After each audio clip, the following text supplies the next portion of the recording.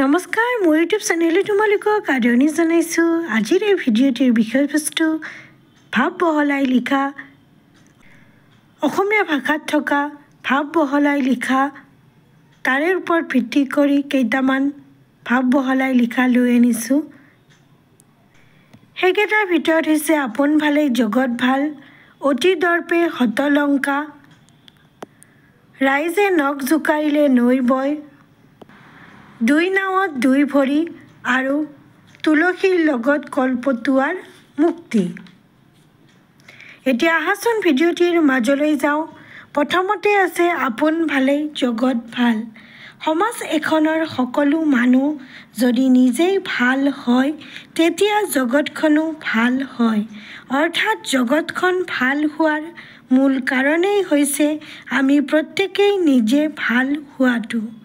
সমাজৰ লোকসকলৰ প্ৰত্যেকে যদি নিজে সৎ হৈ জীৱন নিৰ্বাহ কৰিবলৈ লয়, সকলোৱে যদি অন্য কাৰোৰেই অমংগল চিন্তা নকৰিবলৈ লয়, তেতিয়াহ'লে সকলোৱে আনৰ পৰাও সেই ধৰণৰ ব্যৱহাৰকেই লাভ কৰিব।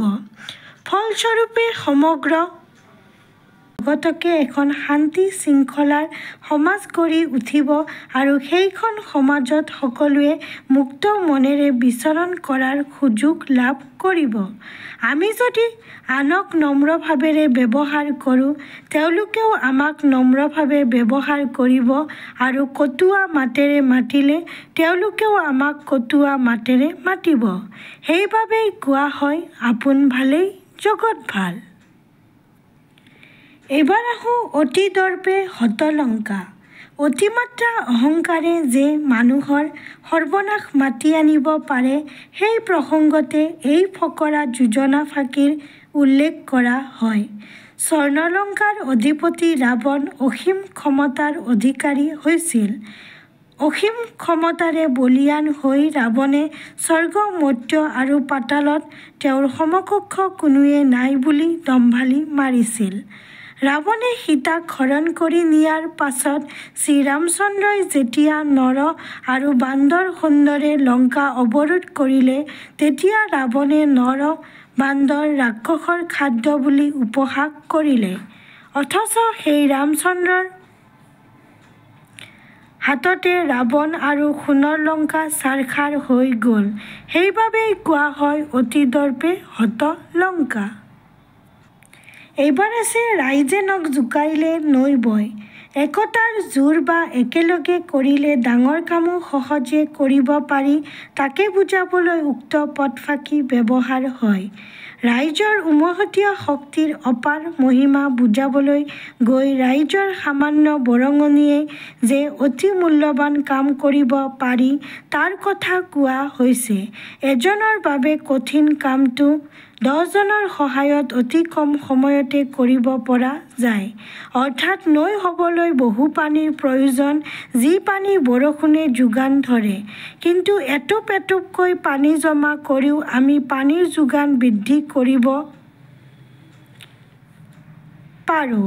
উদাহৰণস্বৰূপে সামাজিক অনুষ্ঠানবোৰো ৰাইজৰ বৰঙণিৰেই গঢ়ি তোলা হয়, যিটো এজনৰ পক্ষে সহজসাধ্য নহয়। উক্ত প্ৰবচনফাঁকিয়ে ৰাইজৰ ঐক্যতা আৰু ঐক্যতা থাকিলে কোনো কামেই যে দুঃসাধ্য নহয়, তাকে বুজোৱা হৈছে। এইবাৰ আছে দুই নাৱত দুই ভৰি। দুখন নাৱত দুখন ভৰি থকাজনৰ অথন্তৰ হোৱাটো স্বাভাৱিক কথা। কাৰণ নাও দুখন আঁতৰি গ'লেও বিপদ, ভৰি দুখন চপাবলৈ গ'লেও পানীত পৰে। এনে অৱস্থাত কিংকৰ্তব্য বিমূঢ় হৈ পৰে। এতেকে কোনো কামত সঠিক সিদ্ধান্ত ল'ব নোৱাৰি দোধোৰ মোধোৰত পৰা অৱস্থাকে কোৱা হয়। জীৱনৰ কোনো সিদ্ধান্ত ল'ব নোৱাৰিলে বা কোনো বাট বা ৰাস্তা ঠিক কৰিব নোৱাৰা অৱস্থাত উক্ত বচনফাঁকি ব্যৱহাৰ কৰা হয়। এইবাৰ আছে তুলসীৰ লগত কলপতুৱাৰ মুক্তি। হিন্দু মানুহে তুলসীক বৰ পবিত্ৰ জ্ঞান কৰে। পূজা পাৰ্বণ আদি মাংগলিক অনুষ্ঠানত তুলসী নহ'লে নচলে। ধৰ্মকাৰ্যৰ সময়ত কলপতুৱাৰ দোনাত গাখীৰ, পানী, চাউল, তিল আদিৰ সৈতে জুবুৰিয়াই বা ফুল দুৰ্বা আদিৰ লগত তুলসী পাত ৰাখি পূজা অৰ্চনা কৰা হয়। ধৰ্মকাৰ্যৰ সমাপ্তিৰ পাছতো ফুল তুলসীবোৰ থকা দোনাটো নিৰ্দিষ্ট ঠাইৰ পৰা পবিত্ৰ ভাৱেৰে মূৰত তুলি নি নদী বা আন কোনো সূচী বুলি ভবা পানীত সভক্তিৰে সেই ফুল তুলসীবোৰ দোনাটোৰ সৈতে বিসৰ্জন দিয়া হয়।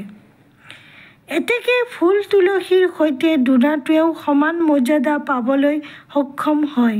অৰ্থাৎ ডাঙৰ মানুহৰ লগত থকাৰ ফলতে সৰু মানুহেও কেতিয়াবা সৌভাগ্যৰ মুখ দেখিবলৈ পায়।